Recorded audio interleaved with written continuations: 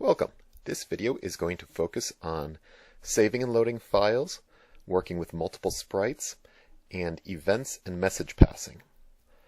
So let's start with saving a program. Let's say I've made a script with a couple of blocks, and I really like this script. I want to make sure I save it and I can find it again later. Simple as just saving a file. So we'll save. I'll make sure I'm in place I want to be to save, and I'm going to save this to the desktop. And I'm going to call it Move Forward. All right. Here is that file, Move Forward. The extension is .ypr. That's the file type that BYOB makes. If you've actually installed BYOB, you'll be able to double-click that file and open up another copy of BYOB with that program. If you haven't installed BYOB, then the way you open a program is through the File menu. So I'm going to make a new project just to clear this out, and that got rid of the one I was looking at. If I want to go back and open that other one, I have to open, and I'll open Move Forward, and here's my program. The other thing I can do, so let's do this. Let's get rid of that, and I'm just going to put some random stuff in here. You can also import a project. So import a project is if you have something built in one project and you want to make use of it in a new project. So let me just do this. I'll import project, I'll go down and open Move Forward.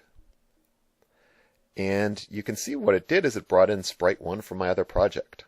So at this point, I have two different characters. They both are called sprite 1.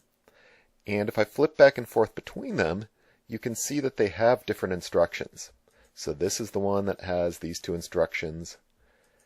This one is the one that has these instructions. And they don't know the same things. They each have their own knowledge. Now this is a little bit confusing with two of the same sprite.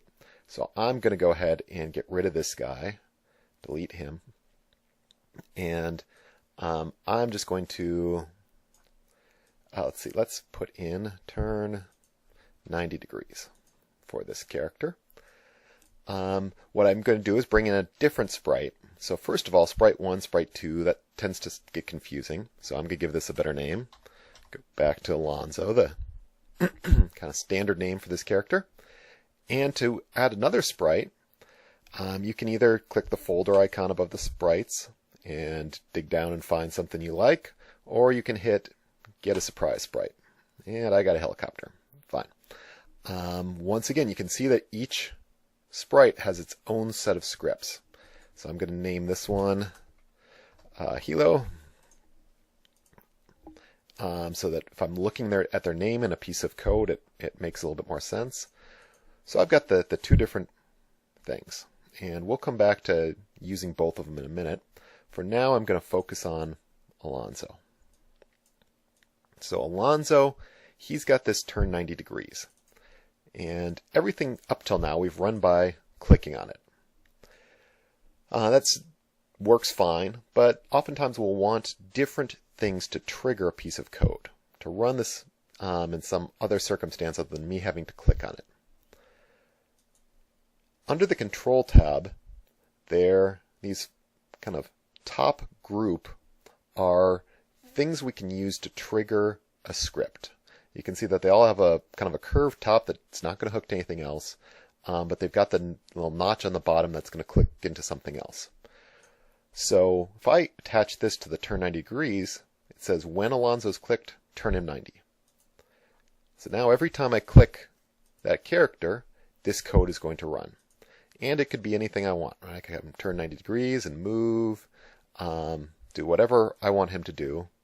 Let's make the move a little bit more dramatic.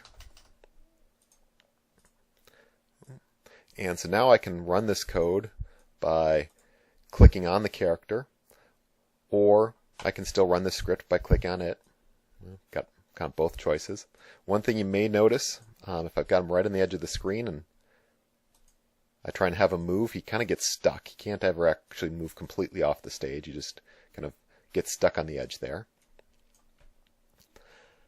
So that's when I click him. I can also hook up a script to a key. So when space is pressed or when right arrow is pressed. So I could make a real simple video game. It's not going to be a very good one. But so I'm going to have right arrow turns right. Let's have space move 100 steps. When left is pressed, well, let's do turn counterclockwise 90. And so now over here, I can just use the arrow keys to turn him, move him with a space, and drive this character around.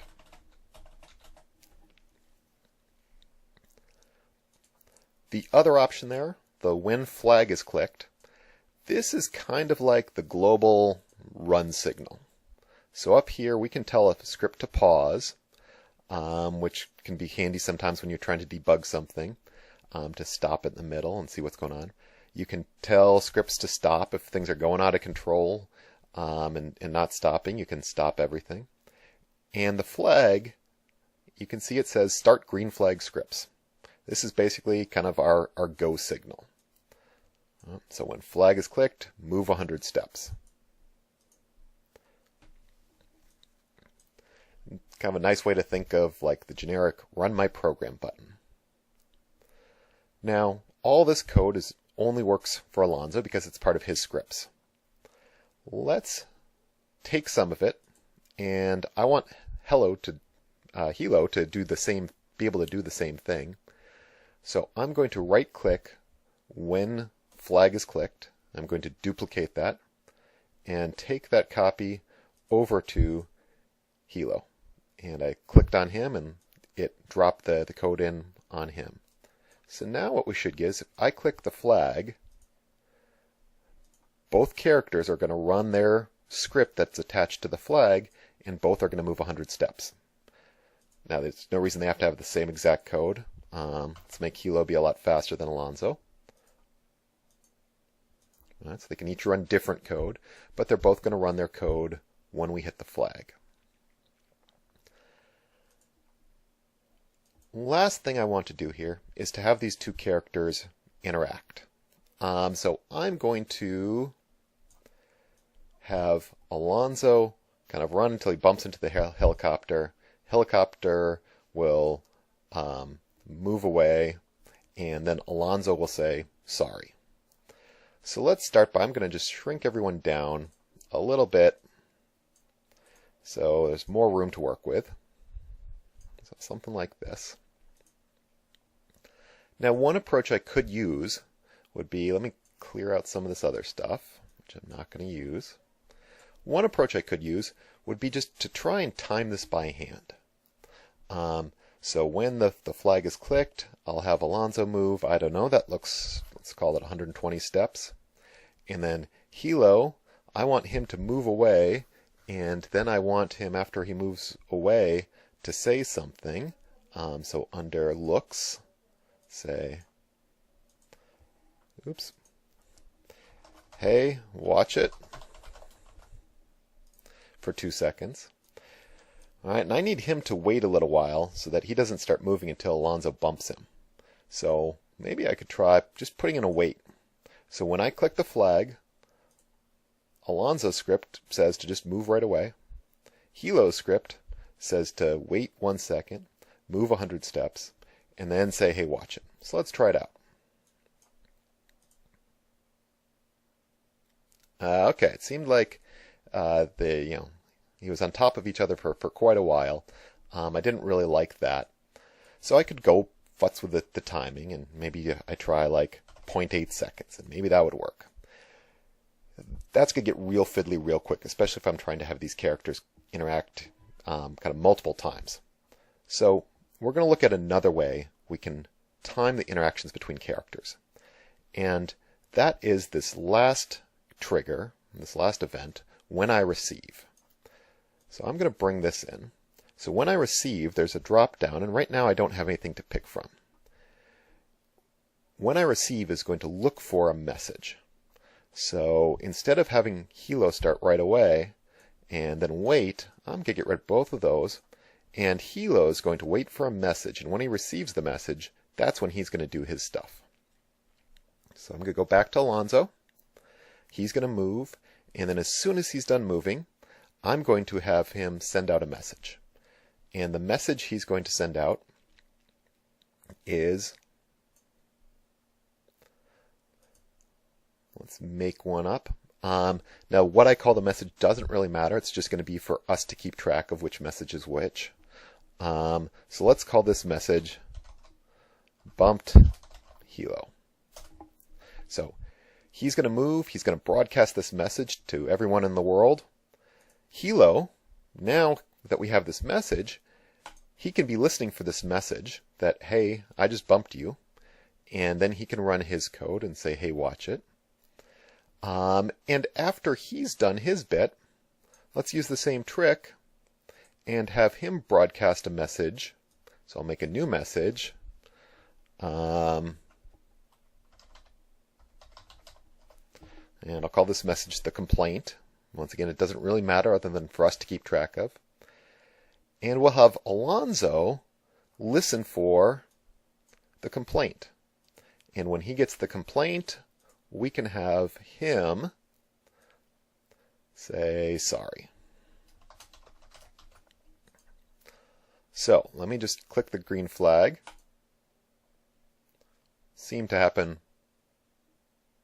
rather fast. This move 120 steps, we didn't really get to see him on top of Hilo before Hilo moved away. So this one's almost a little too fast. So let's kind of put a little delay in there. And there we've got some better timing. If we wanted you may have noticed that Hilo's message, we had to finish the full 2 seconds here before he broadcasts the signal to Alonzo saying, hey, you should watch it. And then once Alonzo gets that signal, he says sorry. If we wanted a little bit of overlap there, we could have Hilo broadcast the message. And when he broadcasts the message, he doesn't wait for anyone to do anything. He just keeps doing his own thing. So this version of the code, we should end up with the green flag is clicked. Alonzo moves, waits a tenth of a second just so we can see what happened. He broadcasts the message, hey, I bumped you. Hilo gets that message. He moves away. He broadcasts the complaint signal. And then right away he says, hey, watch it. Meanwhile, Alonzo will get that complaint signal and say sorry. And so the two messages should be pretty much simultaneous, which isn't ideal either. What we probably want to do is something more along the lines of when he receives the complaint, I don't know, maybe have him wait a half second just so we've got a little bit of delay in there. And that's kind of the timing I was envisioning when I got started with this. The word balloons overlapped in a weird way, but there's not much we can do about that. There we go. We could have the characters keep passing messages back and forth. We can have as many characters as we want respond to something. So I'm going to add another character. It looks like I got a ballerina girl. She is going to also listen for the bumped Hilo message. And when she sees this message, I'll have her say, or let's have her think, ooh, that's gotta hurt.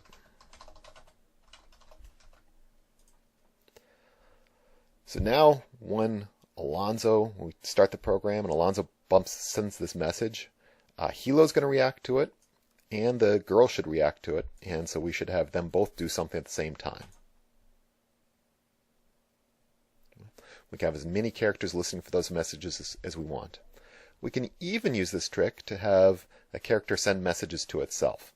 Which doesn't seem to make quite as much sense, but we will have a use for that down the road.